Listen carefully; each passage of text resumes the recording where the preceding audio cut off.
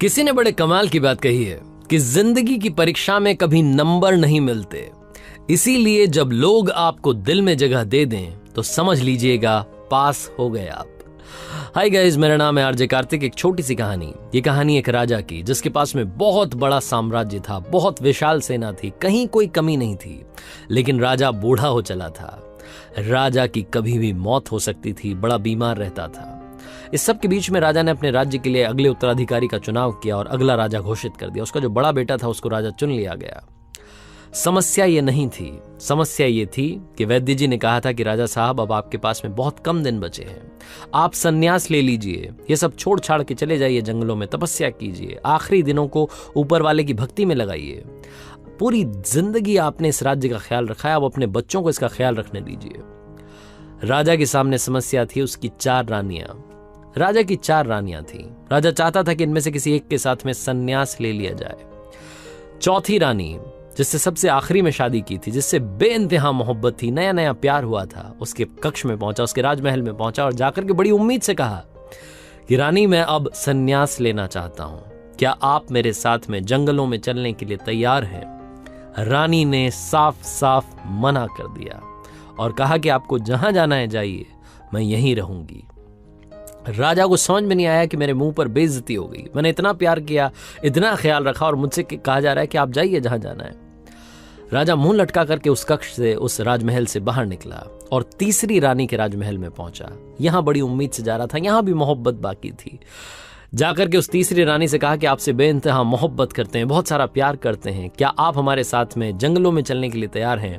हम अपनी जिंदगी के आखिरी दिनों को जंगलों में बिताना चाहते हैं, संन्यास लेना चाहते हैं। तीसरी रानी ने कहा कि ये क्या पागलपन की बातें कर रहे हैं, आप यहां रह करके भी अपनी जिंदगी बिता सकते हैं, आपको यहां रहना रही, हम आपके साथ हैं, लेकिन अगर आप जंगल में जाएंगे तो मैं दूसरी शादी कर लूंगी, मुझे आपके साथ में नहीं जाना। राजा यहां से भी मायूस होकर के, उदास होकर के दूसरी रानी के, जो दूसरी रानी थी, इससे दूसरी शादी की थी, उनके कक्ष में, उनके राजमहल में पहुंचा। बड़ी उम्मीद से जा रहा था, मन ही मन सोच रहा था कि दूसरी रानी बड़ी बुद्धिमान है। जो उस राज्य के पॉलिटिकल डिसीजंस होते थे उनमें वो रानी जो है फैसला लेने में राजा की मदद करती थी, बहुत बुद्धिमान थी, हर बात समझाती थी कि ये सही कर रहे हो, ये गलत कर रहे हो, इसे वापस से सही करने की जरूरत है। तो राजा बड़ी उम्मीद से जा रहा था। वहां भी थोड़ा बहुत प्यार बचा था कि काश वो एक बार हाँ कर दे और उसके साथ में अपनी जिंदगी के आखिरी पल बिता लूं। होता है ना, इंसान को लगता है कि कोई ना कोई होना चाहिए जिसके साथ में जिंदगी के आखिरी पल बिताए जाए। बड़ी उम्मीद के साथ में उस रानी के राजमहल में पहुंचा। उस रानी से जाकर के वही बात कही जो बाकी रानियों से कह रहा था कि रानी, मैं जंगल में जाना चाहता हूं, संन्यास लेना चाहता हूं, जिंदगी के आखिरी पल बचे हैं, इन्हें बिताना चाहता हूं, क्या आप मेरे साथ चलने के लिए तैयार हैं? दूसरी रानी ने कहा कि राजा साहब, बड़ा मन था आपके साथ चलने का, लेकिन नहीं चल पाऊंगी। आपके सारे फैसलों में आपका साथ दिया, लेकिन यहां आपका साथ नहीं दे पाऊंगी।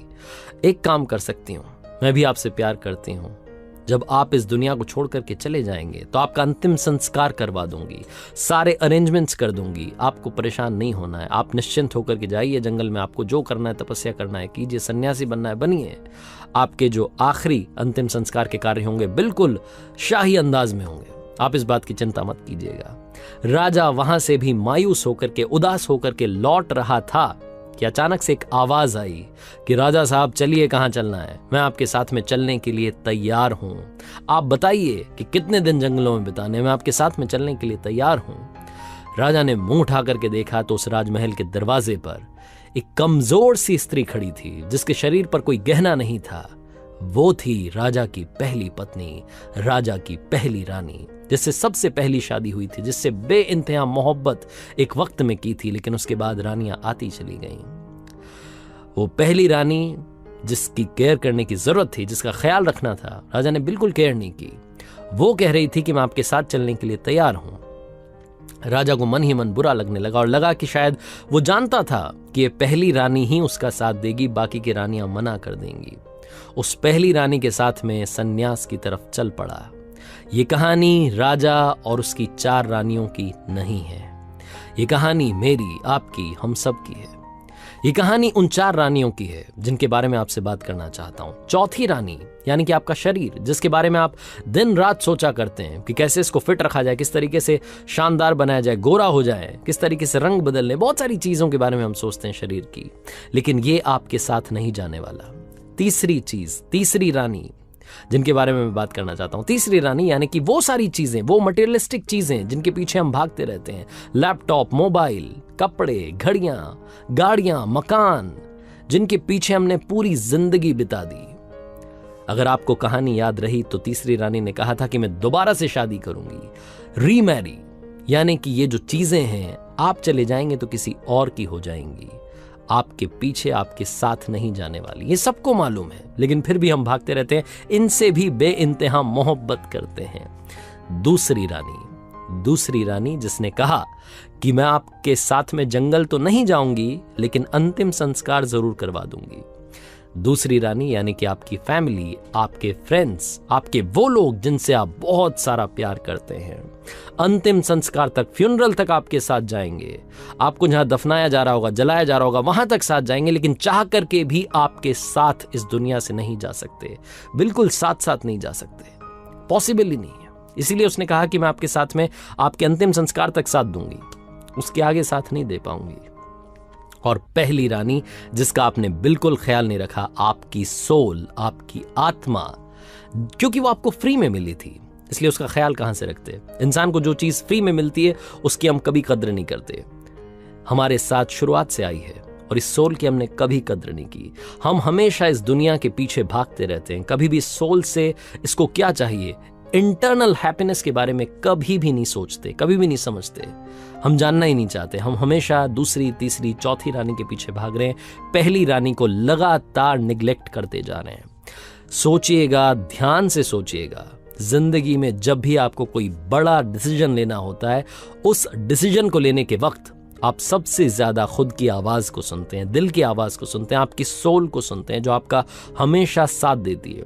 लाइफ के हर इंपॉर्टेंट डिसीजन में वो सोल आपके साथ होती है। कई लोग कहते हैं कि मोटिवेशन की जरूरत होती है, रियल मोटिवेशन हमेशा अंदर से आता है। जब अंदर से आवाज आती है कि तुझे कर दिखाना है, तभी आप कर दिखाते हैं। जिंदगी में हमेशा पहली रानी का, यानी कि आपकी पहली पत्नी का, यानी कि आपकी सोल का ख्याल रखना जिंदगी के हर डिसीजन में आपकी मदद करेगी, आपको सुकून देगी। आपकी सोल के बारे में सोचिए, थोड़ा सा मेडिटेशन करना शुरू कीजिए, जिंदगी इतनी मुश्किल भी नहीं है।